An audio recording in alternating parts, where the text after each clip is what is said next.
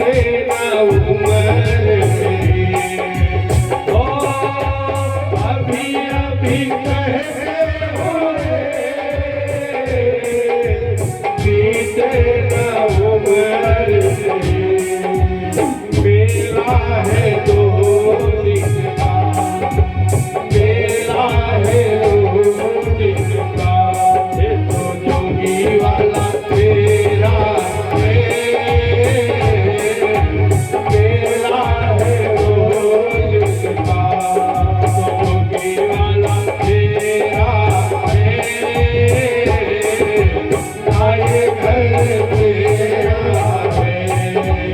आए घर तेरा आए घर तेरा आए घर तेरा आए घर मेरा। बोलिए वृंदावन बिहारी लाल की जय हो। वास्तविकता यही है कि व्यक्ति को माया में नहीं पढ़ना चाहिए। ये तो जोगी वाला फेरा है कि जैसे महात्मा लोग आते हैं गांव में, तो आज आ गए तो कब आएंगे उनको ये स्वयं को पता नहीं है कि इस गांव में आएंगे कि नहीं आएंगे। जो सच्चे सन्यासी हैं उनकी बात कर रहे हैं, और जो धंधा पाल लिए हैं उनकी नहीं है कि इस गांव में कब आएंगे कि नहीं आएंगे। वही उसी तरह से एक जीव आत्मा है, अगर माया में पड़ गई,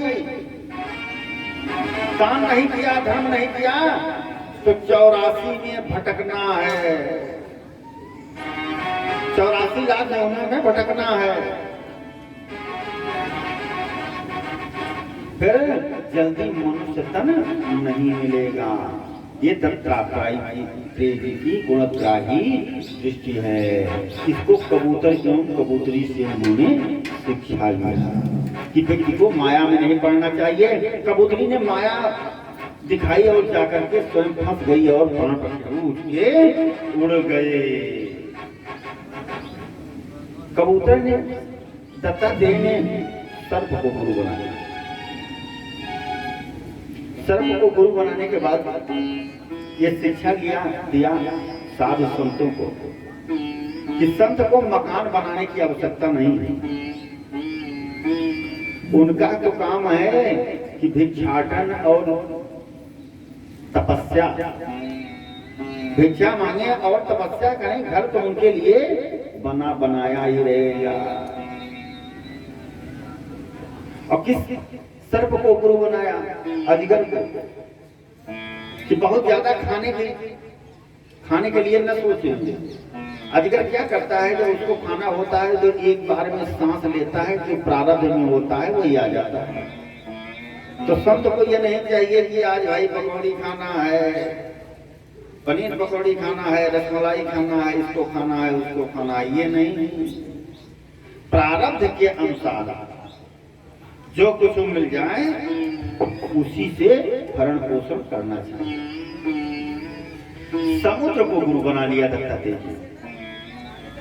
अब समुद्र को गुरु बना करके शिक्षा लिया कि सागर के पास बहुत जल है, और छोटी जो नदियां होती हैं उनके पास बहुत थोड़ा, तो छोटी नदियां तेज बहती हैं। कहने का मतलब धन एवं तपस्या पा जाने के बाद उछलना नहीं चाहिए, उसका सदुपयोग करना चाहिए। छोटी नदी में अचानक पानी आ गया, अचानक खाली हो जाएगी, अब बड़े तेज तूफान मार करके वो बहेगी। और सागर की एकदम गंभीर मुद्रा में सदैव रहेगा। तो इस प्रकार से समुद्र से शिक्षा लिया। अरे दत्तात्रेय ने तो एक कुंवारी कन्या को गुरु बनाया। कुंवारी कन्या को गुरु बना करके शिक्षा लिया। उसकी शादी होने वाली थी, उसके ससुर देखने के लिए आए और कहा कि ऐसा है कि हम खिचड़ी खाएंगे। तो पहले चावल कूटती थी माताएं, तो चावल कूटा नहीं था, तो कूटने लगी तो उसकी चूड़ियां बजने लगी। तो एक निकारी, दो निकारी, तीन निकारी, अंत में एक ही रह गई। तो जब टूटने लगी चावल तो नहीं बची। तो संत को क्या चाहिए, उससे क्या शिक्षा लिया कि संत को चाहिए कि अकेले में रहे और वही भजन हो। असंत कहो समूह में रह करके भजन करें, यह भजन नहीं हो सकती है। अरे उन्होंने तो मकड़ी को गुरु बना दिया, जो लगती है ना, मकड़ी को गुरु बना करके ये शिक्षा लिया कि मकड़ी क्या करती है, जब उसकी मृत्यु होती है ना तो अपने ही जाल में मृत्यु हो जाती है, अपने ही जाल में वो फंस करके वो मृत्यु हो जाती है। तो इस प्रकार से मृगी को गुरु बना दिया। मृगी जो है श्रृंगारिक गीत बहुत सुनती है और उसी के चक्कर में आकर के फंस जाती है। कहते हैं कि ऐसा है कि संत को श्रृंगारिक गीत नहीं सुनना चाहिए। हाथी को गुरु बना लिया, हाथी को गुरु बना करके सीखा कि हाथी को फंसाते कैसे हैं। एक काष्ठ की हाथी बना करके एक गड्ढे में रख देते हैं और हाथी उधर से देखता है, दौड़ पड़ता है और आकर के गड्ढे में गिर जाता है। उसी तरह से संत को चाहिए कि काष्ठ की भी स्त्री हो तो उसका स्पर्श नहीं करना चाहिए। इस प्रकार से दत्तात्रेय जी ने अनेकों गुरु। अब एक बार संत महात्मा लोग आए थे गांव में चौमासा करने के लिए। आज भी देखिए चौमासा करने के लिए संत महात्मा लोग आते हैं गांव में।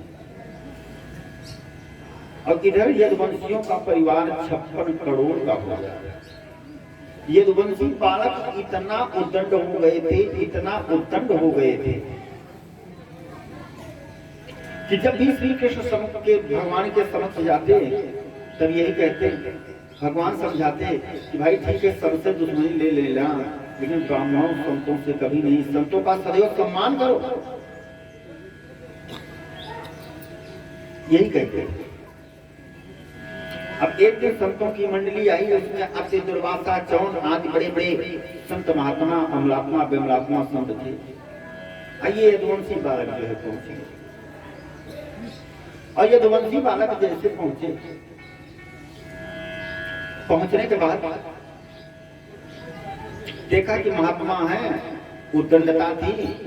जाम्बवती का पुत्र था सांब, सांब को साड़ी पहनाया और साड़ी पहनाने के बाद उसके पेट में थोड़ा कपड़ा लपेट दिया और घूंघट कढ़वा करके संतों के पास ले जा करके प्रस्तुत कर दिया। घूंघट काट करके सांब जो है संतों का चरण स्पर्श करते हैं और यदुवंशी बालक कहते हैं देखो ये हमारी भाभी जी, ये गर्भवती है।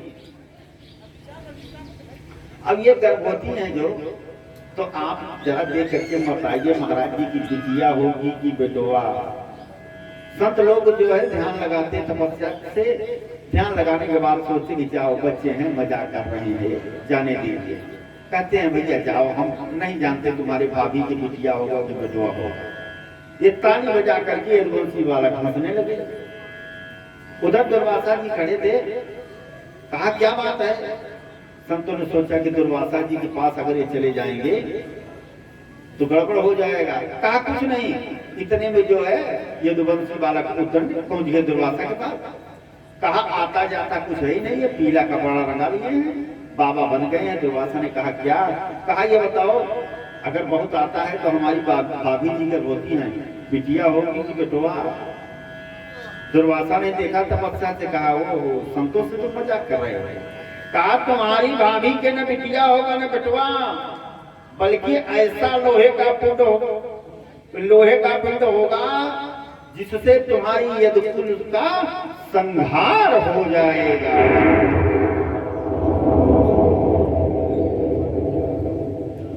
श्राप।